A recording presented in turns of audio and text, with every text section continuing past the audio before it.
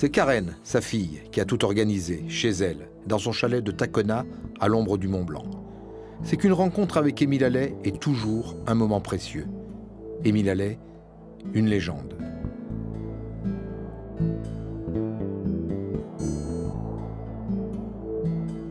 Chevelure de neige et regard bleu, il porte beau Émile. Élégant, prévenant, impressionnant, la patine du temps n'a pas prise sur son magnifique sourire et son extrême humanité. Émile Allais, il est la gloire du ski français, à l'origine de tous les moments fondateurs de son développement. Le premier tricolore médaillé olympique, le premier champion du monde, le premier moniteur diplômé, c'est lui. La technique française, le métier de pisteur, le fuseau ou le ski métallique, le développement de Courchevel, Laplagne, Flaine, et on en passe, c'est toujours lui. Là où l'innovation en matière de sport d'hiver pointait le bout de ses spatules, Allais n'était jamais très loin. Sa vie, il l'a occupée à plein temps, à conjuguer les verbes d'action. Avancer, innover, gagner, oser, créer, inventer. Alors, comment le définir? Champion, skieur, montagnard, pionnier, bâtisseur, aménageur, visionnaire. Carcasse solide et cœur increvable, Émile glisse gentiment sur ses 100 ans.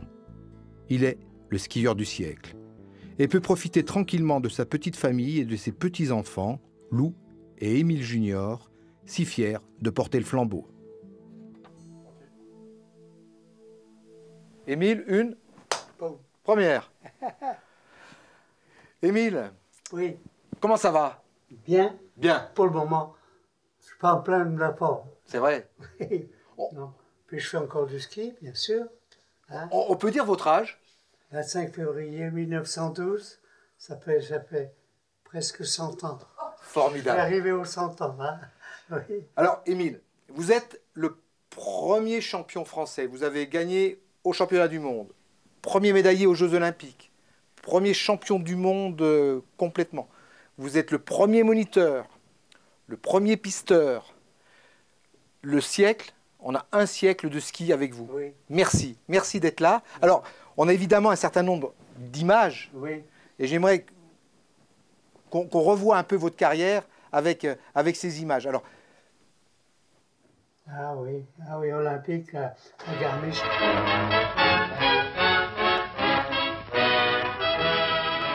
Sous la neige qui tombe à gros flocons, le chancelier Hitler prononce le discours d'inauguration des Jeux Olympiques. Puis, les équipes qui vont y participer sont présentées au public. Ich erkläre die 4. Olympischen Winterspiele 1936 in Garmisch-Partenkirchen für eröffnet.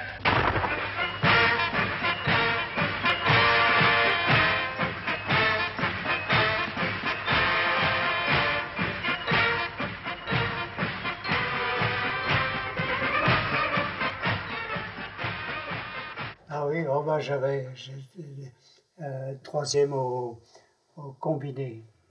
vous vous souvenez de ça? Ah oui, oh ben oui, bien sûr, oh oui, voilà, oui, eh oui.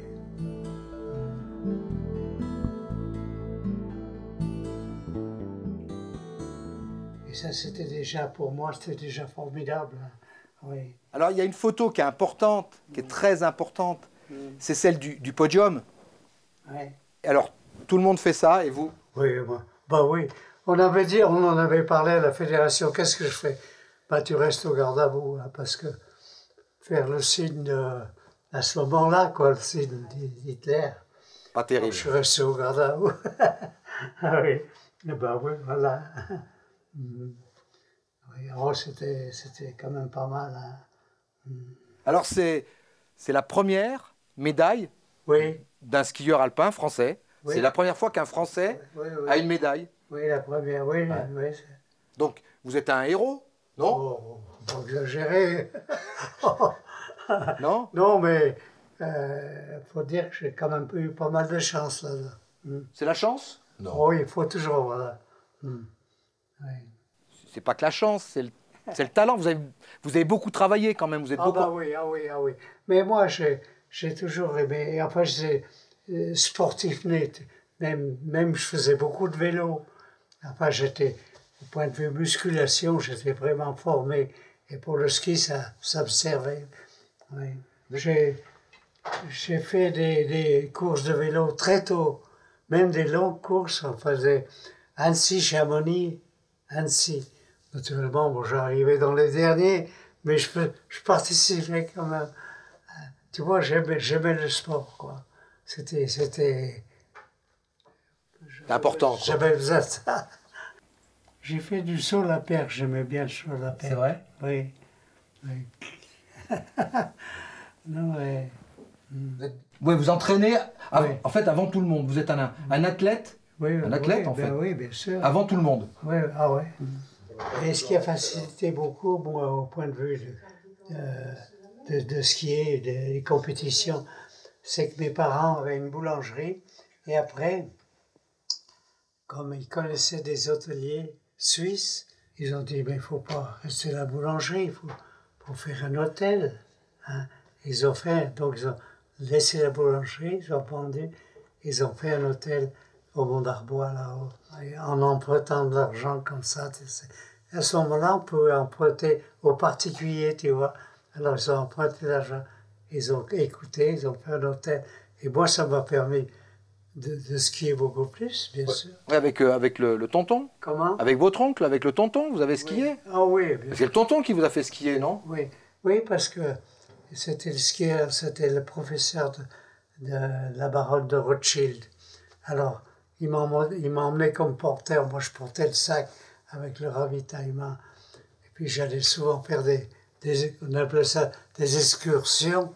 Alors, je montais au Rochebrune, au Montjoli, après des choses comme ça. Alors, moi, je suivais mon oncle. Ça m'a fait progresser. Ouais. Oh, puis dès gamin, moi, dès que j'étais tout petit, j'ai fait du ski.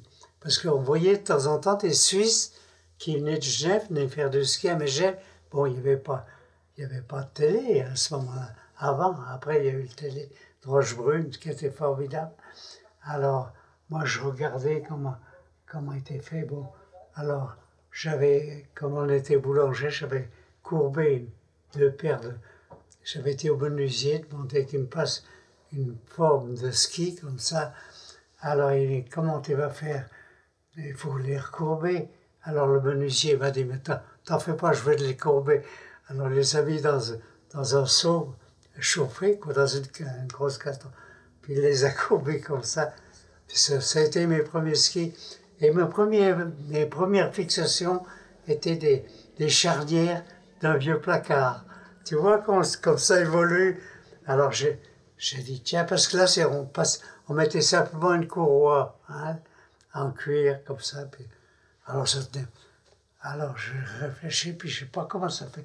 Un jour, je vois un vieux placard au grenier. Là.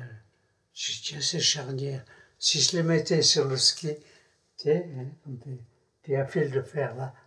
Alors là, mes premières fixations. Ça a tenu? Ouais, ça tenait? Oui, mais oui. Ah ben oui. Venez comme ça évolue. Hein. Ah voilà. Voilà. Alors, après, donc, il y a Garmisch. Et puis, là, il y a un autre moment important. Vous allez voir. C'est ça. Donc là, oui. Là on est à Chamonix. Oui. 1937. Oui, bien sûr. Le jour de la descente sur la piste rouge. Ah oui.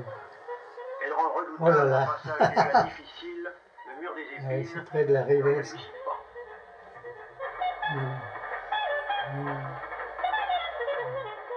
Les Italiens qui renient Zanni ont leur tactique.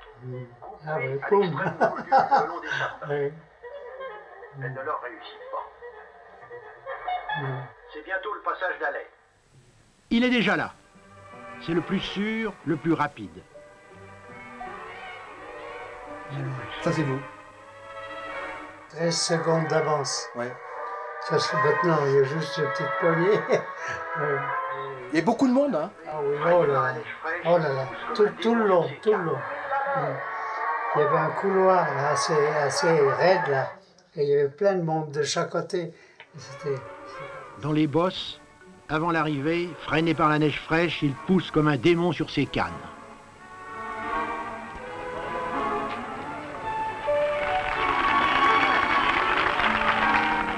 C'est alors qu'une voix lui crie, couvrant les applaudissements, « Émile, tu es champion du monde !» C'est encore un bon souvenir. Ça, vous y pensez de temps en temps? Bah, bien sûr, oui, oui. Non, mais quand on arrive à être un peu au top, là, ça donne un peu de pep, quoi.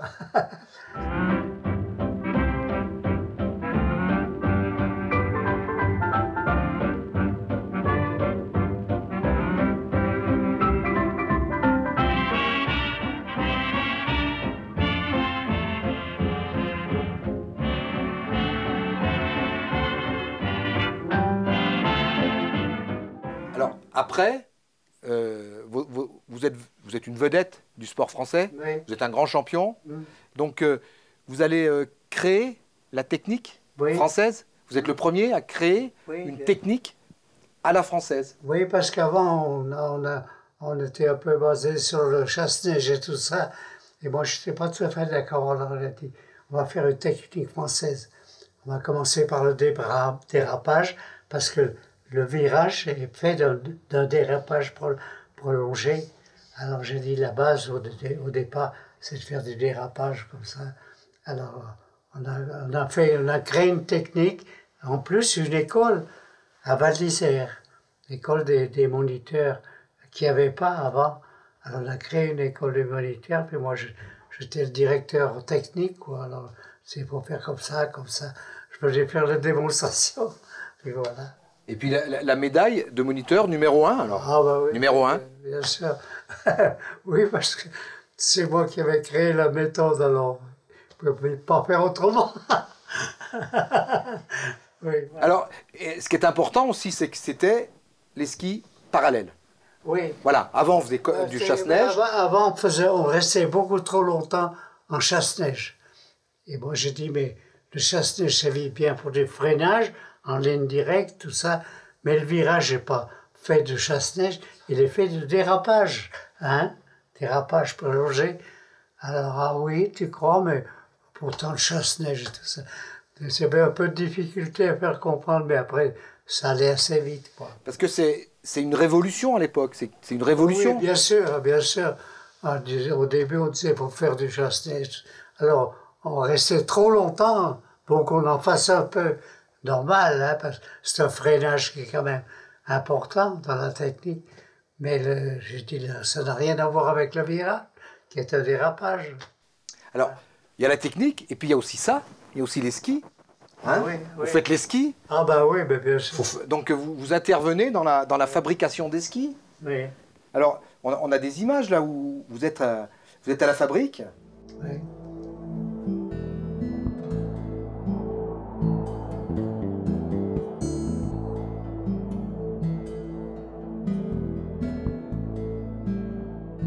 Les skis avec lesquels j'ai gagné Ah oui. le championnat du monde. Rossignol, oui. Vous allez voir, c'est une vraie merveille. regardez, c'est des bijoux.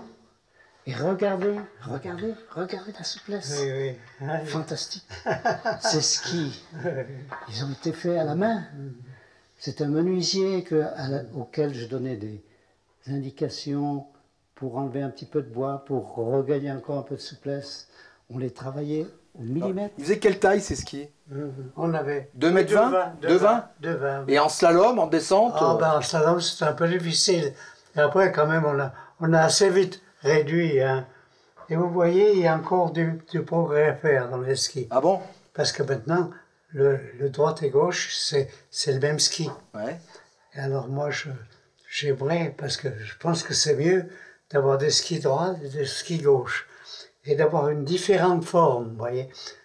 À l'intérieur, une forme assez incurvée, et puis la forme extérieure droite. Ça, je ne sais encore pas arriver. Ça viendra. Vous voyez, parce que quand dans le fond, il est plus difficile à prendre de la carre comme ça, que comme ça. Donc il y a besoin d'avoir une courbe comme ça à l'intérieur pour que le ski tourne plus vite. Et puis à l'extérieur, le ski avec des lignes plus droites.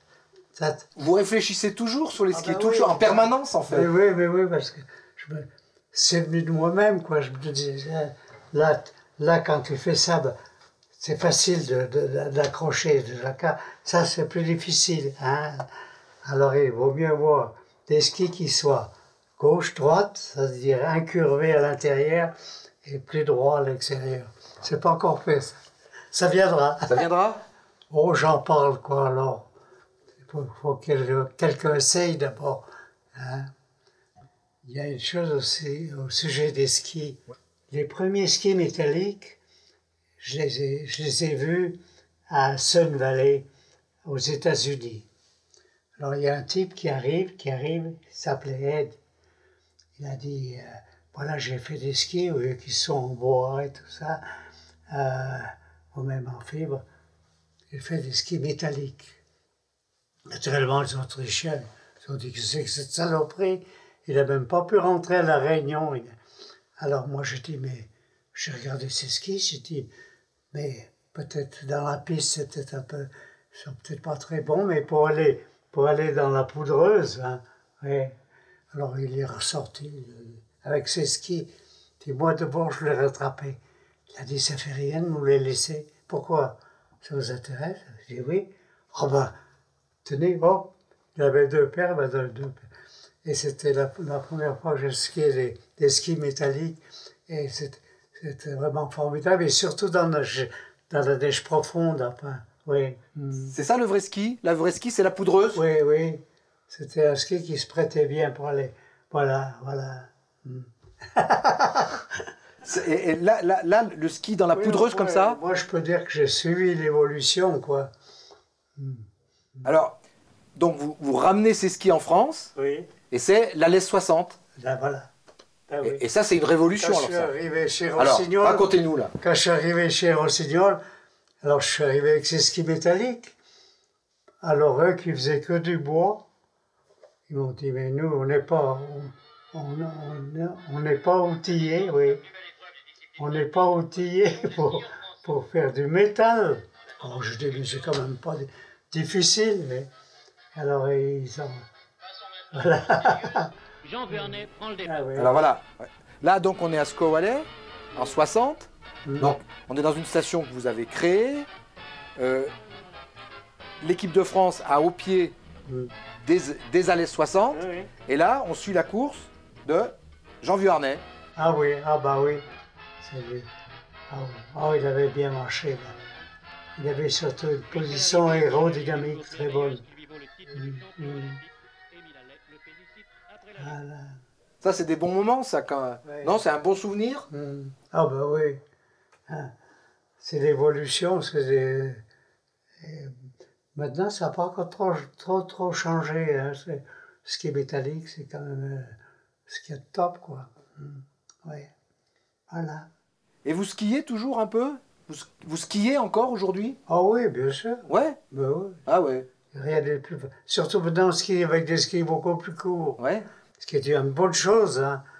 Alors, avant, on avait des 2,20, des 2,10, tout ça. Maintenant, on a 1 mètre, comme ça. Puis, alors, ça facilite beaucoup pour beaucoup de gens. Hein. Bon, pour les courses, pas question, mais pour le public, c'est bon. Oui, raccourcir les skis. Voilà. Ça vous passionne, le développement du ski, ce qui s'est passé en 50 ans? Oui, parce que, enfin, avec les pistes d'abeilles comme elles sont maintenant, c'est vraiment un plaisir. Hein. Et puis de descendre des pistes, c'est un régal maintenant. Vous comprenez, avec toutes les possibilités de damage, hein. C'est plus comme avant où il y avait des bourrelets, il y avait des bosses et tout ça. Non, mais maintenant, c'est grâce à vous, ça? Ben oui, parce que j'ai fait venir la première machine à damer.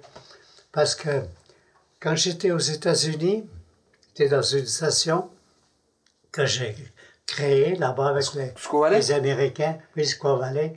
Alors, un jour, je voyais cette machine, Snowcat, qui montait dans la montagne c'était pas la télévision, c'était La radio? la radio. Alors il montait comme ça. Puis cette machine, je voyais elle passe partout. Alors un jour, alors j'ai dit, tu aimes skier? Oh oui, mais c'est trop cher. Un abonnement, c'est trop cher. Je ferai bien quelques dessins. On va faire un truc. Tu vas me damer la piste. On mettrait quelque chose derrière, hein, pour damer. Puis avec ta machine, on va damer les pistes. Ça facilitera au lieu qu'il y ait des bosses partout. Alors ça a commencé comme Voilà. ça. C'est comme ça que le dameur, il skiait gratuitement, parce qu'en échange, Oui, du forfait, ben oui. lui, il damait, quoi. Voilà, voilà. Alors j'ai dit, tu as gratuité sur le traité, et puis tu me dameras la piste. Et ça, vous l'avez amené à Courchevel, alors?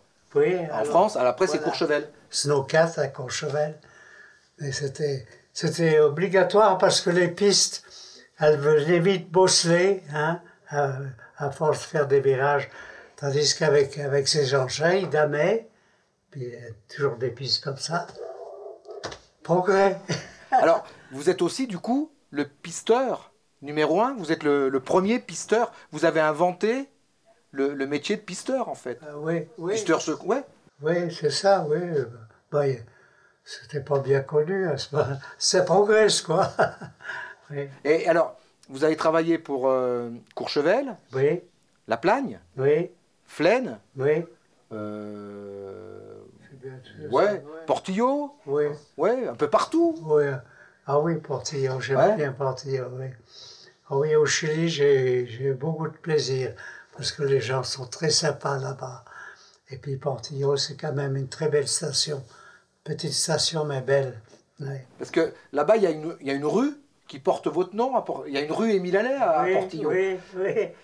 En fait, votre nom, il est associé à toute l'histoire du ski, Mais finalement. bien sûr, oui, oui. Comme ça. Vous êtes... vous regardez jamais derrière, vous regardez devant. Hein. Ah voilà, voilà, Ouais. voilà, c'est ce qu'il faut faire. Ouais. Hein. Ce qui est bon, ce qu'il fait, c'est bien, mais si on peut faire mieux, encore faire mieux, oui. Alors, qu'est-ce qu'on peut faire mieux en France, maintenant, dans le En France. tourisme, par exemple? Non, mais en France, bon, il n'y a pas besoin de faire beaucoup mieux, mais ce qui est très important, c'est rendre justement les pistes faciles, c'est-à-dire les continuer un bon damage. Quand une surface est bien lisse, c'est très facile et ça permet à même des gens qui sont physiquement très, très, très forts de descendre dans des pistes qui sont vraiment bien damées, sans bosse et tout ça. C'est un travail qu'il faut continuer même à augmenter, quoi. Mais qu'est-ce qu'on peut faire de mieux? Les parkings pour les enfants? Qu'est-ce qu'il faut améliorer alors? Parce que vous avez toujours des Pour des les idées. enfants, vous savez, il est venu un truc comme ça, c'est les tapis. Ça a permis aux enfants de monter très vite, pratiquement sans skier, de les amener au sommet d'une pente. Et puis là, ça a été une bonne invention. Oui. Vous suivez l'actualité du ski? Oh, ben, bien sûr, oui, oui. Vous regardez à la Oui, télévision? ah oui, ah oui, ah oui. Ah oui, ah, maintenant, les champions, c'est top. Hein. Ouais, ah oui. Grange, ça vous plaît? Oui, ah oui, oui.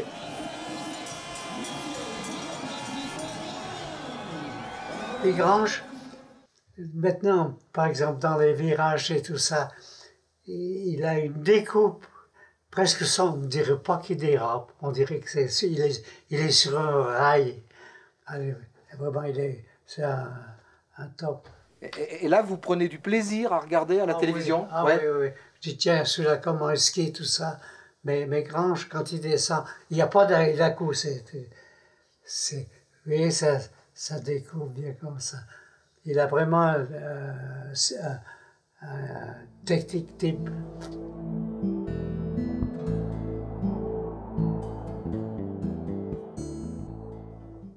Le ski, c'est quand même une belle chose, là. C'est vrai. Avec les remontées mécaniques maintenant, puis de pouvoir aller comme au sommet du Mont Blanc, tout ça, enfin, aller hors piste, tout ça. Et ça vient beaucoup parce que le ski, c'est bien adapté. D'abord beaucoup plus court, et puis tout ça. Puis on peut commencer tout jeune, quoi. Et oui, voilà. Il y a beaucoup de skieurs, il y a beaucoup de gens qui ont skié grâce à vous. Ben oui, parce que c'est quand même beau le ski. Alors quand on voit ça à la télé ou n'importe, on a envie d'en faire autant.